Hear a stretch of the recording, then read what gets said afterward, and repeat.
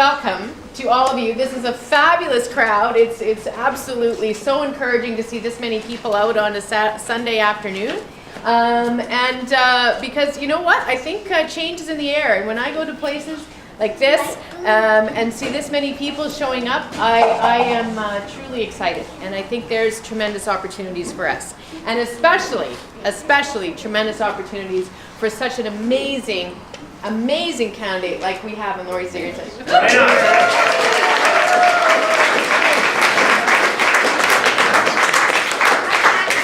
you know, I've been saying to people over the last few weeks that you know, we're at a bit of a crossroads in Alberta, and we have some choices to make in terms of where we go, what path we take in the future. And I think that set of choices has become increasingly well defined. Thanks to some very clear decisions that have been taken by this PC government and their current premier, Jim Prentice. And I think that it makes it very easy for us to talk to Albertans about a different path forward, a different way forward.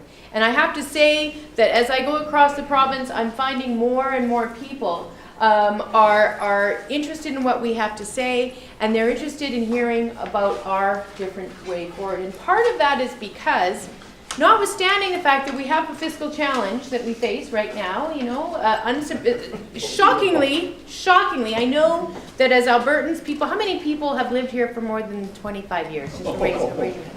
So of course, none of you could possibly have anticipated the drop in the price of oil, right?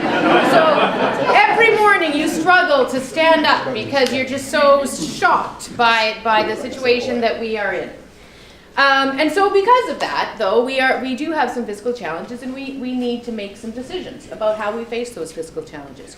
And we either make those decisions in a way that respects the fundamental value of equality and fairness in our province. We either make those decisions in a way that respects who we are as Albertans. We are diverse, we are optimistic, we are resilient, and we are young, actually. We're amongst some of the youngest people in the country. And we approach that challenge with optimism and with a view to ensuring that we grow our province, and we grow it on the principles of fairness for everybody and equal opportunity for everybody. Or we take a different way forward and we say, yeah, you know, we were kind of sympathetic to those folks who needed a little bit of help, and we were kind of sympathetic to that idea of equal opportunity, but you know, times are tough, so bye-bye. And we're not anymore. And now we're just going to clamp down, and everybody's on their own. So those are the two choices. But what I'm finding when I go across the province, not just around Edmonton, but in fact in Fort McMurray, in Grand Prairie, in Fairview, in Lethbridge, in parts of Calgary, maybe not all of Calgary, but parts of Calgary, and I say that with true sincerity. In parts of Calgary, people say, you know what, there is a different way forward, and it's not everyone's in it for themselves. That's not the way we're going to deal with this. We're going to approach this differently. And so this last Thursday, the government came down with their budget, which clearly defined how we were going to deal with this. And here were some of the highlights. And there's a lot. I could actually probably spend about 2 hours critiquing the budget, and many of you would want to go, and you'd be very tired, and there'd be a lot of shuffling of feet. So I'll try not to do that. But I want to talk about just a couple of things. First of all, this government refused categorically to ask corporate Alberta to roll up their sleeves and come to the table and contribute a moderate, fair bit of resources to solving this problem that we all find ourselves in. And this after being a province where we have given away reckless corporate tax cuts for years, to the tune of billions and billions of dollars every year.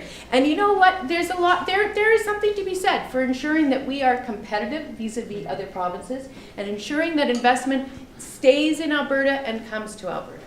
But there is no need for us to be 2 or 3 points below the national average in terms of the corporate tax. And when you take into account that we don't have a sales tax, and when you take into account that we have this incredibly young and vibrant and hardworking workforce, the fact of the matter is that we are competitive because we're a great place, and there is room for us to ask profitable corporations to pay their fair share. And everyone says, oh yeah, but some of the corporations, they're losing money right now.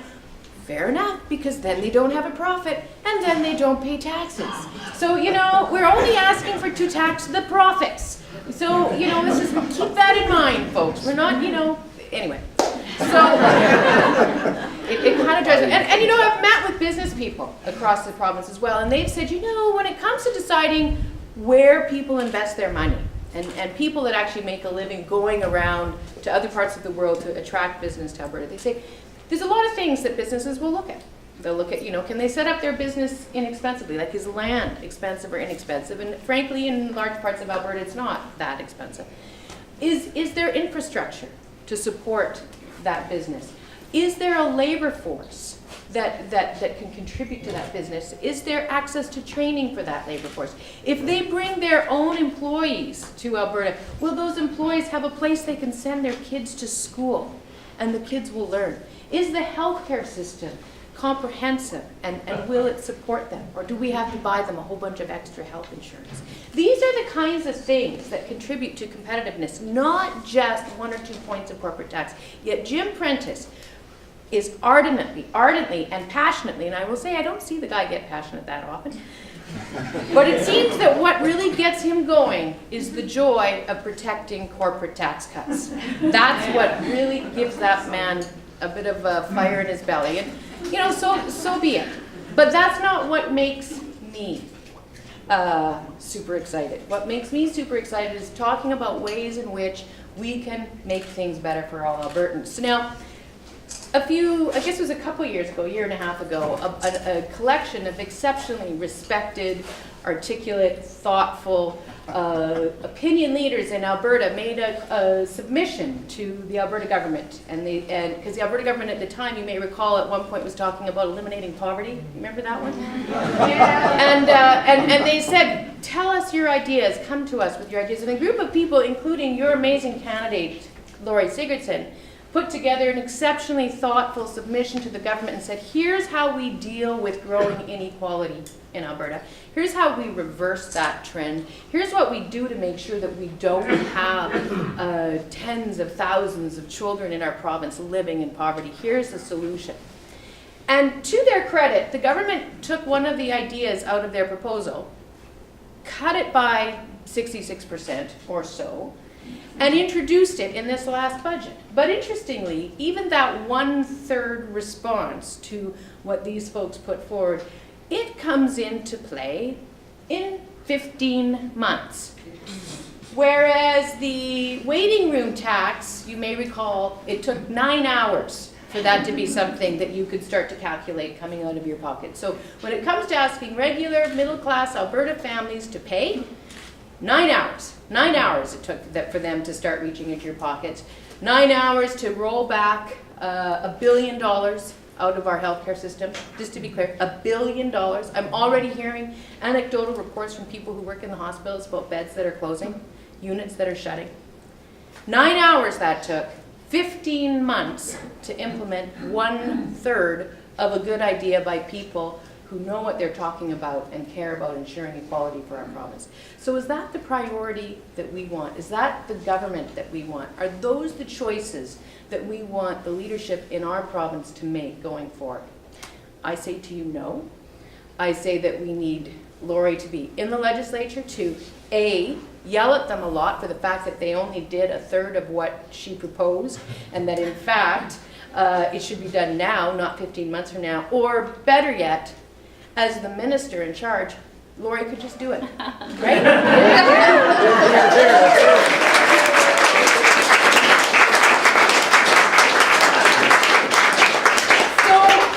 These are the kinds of choices that we're going to ask Albertans to make. These are the kinds of conversations we're going to have with people on their doorsteps. I said yesterday, you know, we're not going to spend hundreds of thousands of taxpayers' dollars theoretically, symbolically consulting with Albertans so that we can really just campaign to them and then ignore what they have to say. We're going to use the soles of our shoes to go door to door to door, talking to voters, talking to Albertans, and asking them what they think we should do and talking with them about the ideas that we have for how we can go forward to build a province that truly is fair, that provides for equality of opportunity, that protects and grows our education system, that protects and grows the strength of our healthcare system, and that ultimately ensures a fair tax system for everybody and long-term prosperity for all of us. So thank you so much for coming.